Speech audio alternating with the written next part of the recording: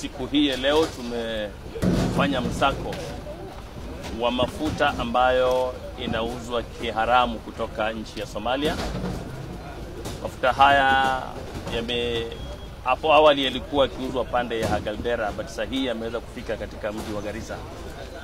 Mafuta haya, kitu cha kwanza nataka kusema kwamba si salama, kwa sababu maafisa wa ukadiriaji wa biashara hawaja yakagua pamoja na wale wa EPRA. Kwa hivyo na kwanza kabisa tunawatahadharisha wale wenye kutumia mafuta haya kwamba kabla mafuta yakadiriwe hayastahili kutumika katika nchi hii. Halikadhalika tumepokea malalamiko kutoka wanachama ama wauzaji wa mafuta ya petroli katika mji wa Garissa kwamba biashara hii haramu imekita mizizi na imeweza kuharibia biashara yao. Watu wa magari madogo madogo, tuktuk na pikipiki miongoni mwao ndio wengi ambao wanatumia mafuta haya gushi. Kwa hivyo hiyo ni biashara haramu ambayo haistahili kuendelezwa katika nchi hii. Kwa hivyo tuko hapa multi agency team kutoka police, county security committee as a whole. Tumekuja pamoja na maafisa wa ukadiriaji wa biashara KRA na NEMA pamoja.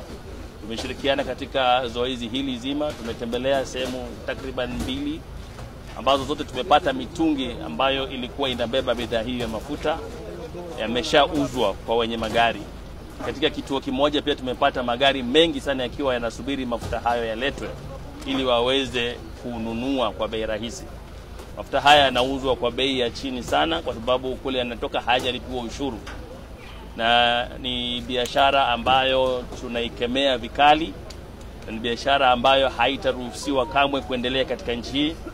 Tunawatahadharisha wale ambao wanaleta mafuta hayo na kuyauza katika kaunti hii ya Garissa, hata huko vitongojini, kwamba yeyote mwenye kupatikana na hatia hii atachukuliwa hatua kali za kisheria na ataweza kushtakiwa.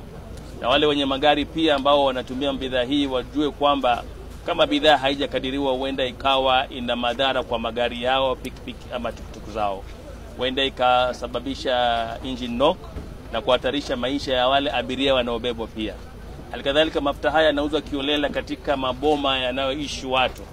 Katika kituo kimoja tumepata kwamba mafuta haya yanauzwa kando na hospitali. Hiyo ni kuhatarisha maisha ya Wakenya.